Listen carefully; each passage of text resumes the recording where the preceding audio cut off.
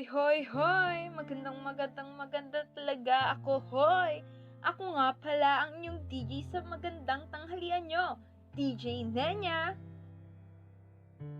At ako nga pala ang inyong dakdakerang DJ na walang kakupas-kupas, DJ Zai. Nakatuto kayo ngayon dito lamang sa paborito nyong Educational History Radio Channel 101.5 Filipino. Panibagong araw, panibagong kalaman! Dito lamang kung saan ang mga katanungan ay sinasagot, Itinutuwid ang mga gusot, mga misteryong liblib bibigyang liwanag na kabilib-bilib. I know, you know, Filipino. hoy partner! Nako partner, tumataas na naman ang COVID cases ng bansa kahit may access na tayo sa mga vaccine panlaban dito. Ay, oo, sinabi mo pa, partner. Sobrang nakakapangamba. Kaya sa mga listeners natin dyan, Jiva, mga curious students, palaging mag-ingat at sumunod sa social distancing implementation. Alam mo partner, sa panahon ng pandemya, sa hirap at kaguluhan, talagang susubok ang ating isigad eh. Sa true lang, partner, tama ka dyan. Sa pananampalataya sa buong may kapal, ka lang talaga makakahanap ng kapayapaan sa gitna nitong kaguluhan at kaingayan na nangyayari sa atin. Totoo yan. Dahil partner, kilala ang Pinoy bilang mga religyoso at nagtsagang mga tao. Sigurado ako malalagpasin natin itong mga pagsubok na kinakaharap natin ngayon. Amen! Amen tayo dyan, partner. So, DJ Nen, dahil dyan, alam mo na kung anong pag-uusapan natin ngayong araw, di ba? Dahil sa mga pag-uusapan natin kanina, ang pag-uusapan natin ngayon ay Ang pinagdausan ng unang misa.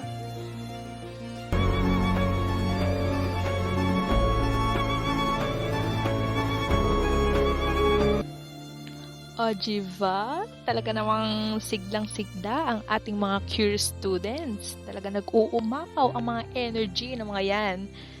Di ba, partner? DJ Nen? Una yan, partner. Dinig ko ang kanilang pananabik para sa diskusyon ngayong araw. Sunod-sunod nga ang notification dito sa ating live broadcast, partner. Saya nun! So, partner! Partner! Ano yung Narcubes yarn?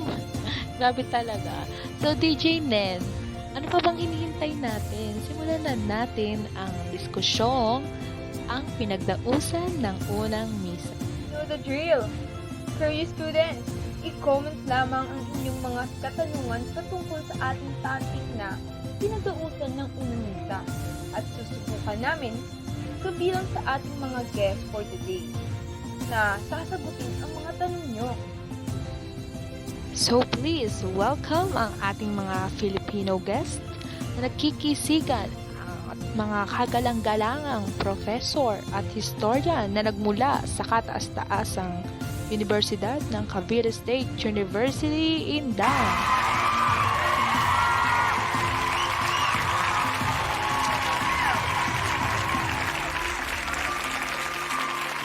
Magandang umaga sa inyo mga professors. Bakit hindi nyo muna po ipakilala ang inyong mga sarili para makilala po kayo ng mga curious students po natin na tagapakinig? Good morning DJ Nen at DJ Zai. Good morning curious students. Ako nga pala si Sir Eugene Giga. Magandang umaga po sa ating lahat. Ako si Sir Gerald Pura. Hello, ako naman si Sir Manuel Luis Gia. Hi, I'm Sir Christopher Sasa. At ako naman po si Sir Noel Pura. Kami ay mga profesor at historian galing sa Cavite State University at nandito kami upang sagutin ang inyong mga katanungan patungkol sa pinagtausan ng unang misa. Maraming salamat mga professor sa pagpapaunlak sa aming imbitasyon bilang guest dito sa Filipino radio station. Maraming mga curious students na nananabik ng simulan ang ating topic ngayon. Talaga namang dinadagsa ang live broadcast natin ngayon, DJ Nen, ng mga sari-saring komento mula sa iba't ibang panig ng ating bansa. Kaya ano pa ang hinihintay natin? Simulan na natin ito. Una sa ating listahan ang katanungan. Saan nga ba natin matatagpuan ang limasaw? Okay po, ang Limasawa po ay ating matatagpuan sa isla ng Leyte. Meron itong 6 na kilometrong pagitan sa timog bahagi ng Leyte, sa labas ng bunganga ng Baybaeng Sokot. Ang isla ng Limasawa ay mayroong kahalagahan sa ating kasaysayan dahil dito na mahinga si Fernando Magallanes at dito rin naganap ang unang misa. Noong 1994, inaprubahan ng dating Pangulong Fidel V. Ramos ang RA 7822 na nagdedeklara sa Limasawa bilang isang turiso. Tunay ngang napaka-importante ng Limasawa sa kasaysayan at relihiyon dahil dito naganap ang unang misa sa Pilipinas. Maraming salamat, Prof. Pura. At dumako naman tayo sa ikalawang tanong. Sino nga si Fernando Magallanes? Si Fernando Magallanes o Ferdinand Magellan sa Ingles ay isang eksplorador na Portuges na nakapaglayag mula sa Europa pakanluran patungong Asya.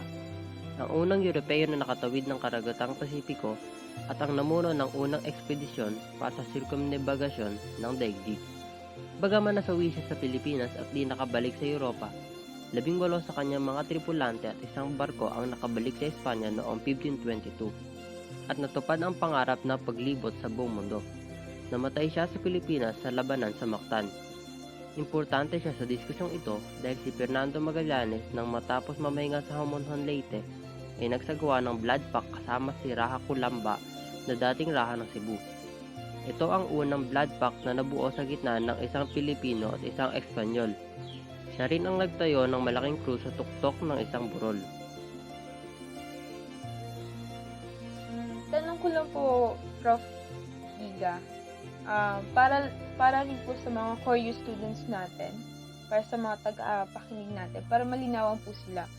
Ano po ang ibig sabihin ng blood pact po? Ang blood pact po, DJ Nen, curious students, ay isang paraan upang magbigkis ng kasunduan o pangako sa pagitan ng dalawa o higit pang mga tao. Tinuturing po ito bilang pinakamalakas na tagapagbigkis ng kasunduan at pangako noong unang panahon. So ayun nga, maraming salamat sa pagbabahagi ng iyong kaalaman sa amin, Sir Giga. Sumunod ay alamin naman natin kung sino nga ba si Antonio Pigafetta. Si Antonio Pigafetta ay isang Venetian na nagmula sa Venice, Italy. Isa siya sa mga explorer at scholar na sumali kay Ferdinand Magellan sa kanyang paglalayag upang hanapin ang Spice Islands. Kahit na pagkamatay ni Magellan sa Pilipinas, nagpatuloy si Pigafetta kasama ang iba pa sa ekspedisyon sa buong mundo. Siya ang nagsilbing katuwang ni Magellan sa kanyang paglalayag patungong Pilipinas. At karamihan sa salaysay tungkol sa paglalakbay at kamatayan ni Magellan ay mula sa kaniyang mga tala. Noong 1522, kabilang siya sa 18 kalalakihan na nakaligtas at bumalik sa Espanya pagkatapos ng ekspedisyon.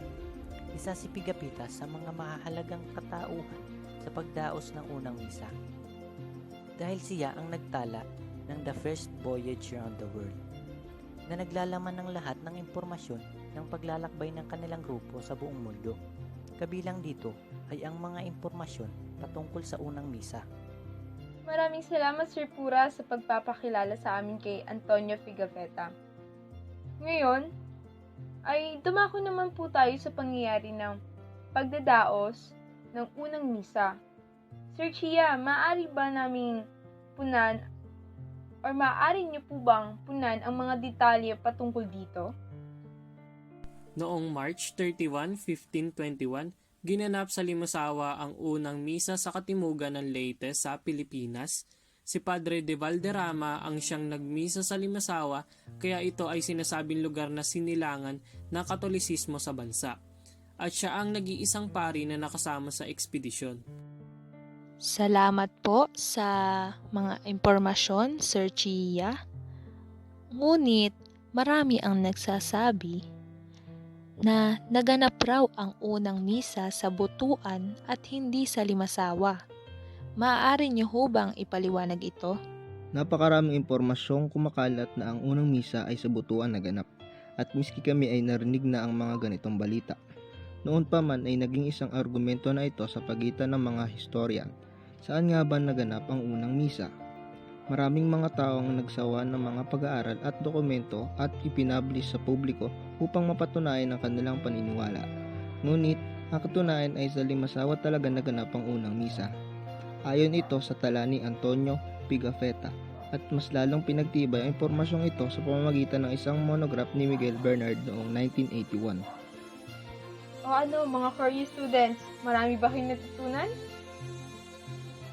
Maraming salamat sa pagbabahagi sa amin at sa ating mga tagapakinig ng mga bagong kaalaman. Muli, salamat sa pagbisita nyo dito sa Filipino Radio Station.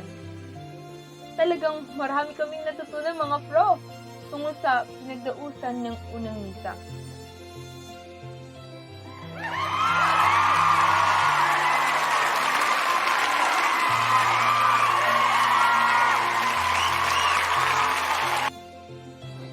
Isa na naman pong katanungan ang nasagot dito sa Filipino.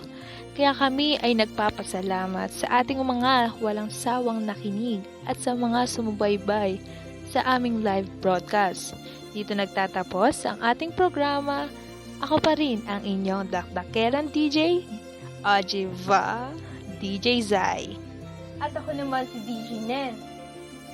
Oy, Curry students! Salamat dahil nakatutok pa rin kayo sa paborito niyong educational history radio station kung saan bawat araw ay may panibagong kaalaman. Dito lamang kung saan ang mga katanungan ay sinasagot, Tinutuwid ang mga gusot, mga misteryong liblib, bibigyang liwanag na kabilib-bilib. I know, you know, Filipino! Uy, paalam na for you students. See you next week!